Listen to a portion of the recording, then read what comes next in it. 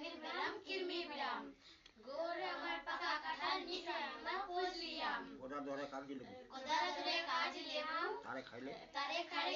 পেটে গোলমাল সব ভোজের কাবু থাকে না তার হাবুডুবু দূরে যায় তার সকল কাম গোর আমার পাকা কাঁঠাল নিতাই আমরা ফজলিয়াম ধান কুনির হয় ছসে নিবাস ব্যাপার করে গৌর আমার আপনি করেন বাস দূরে যায় তার সকল কাম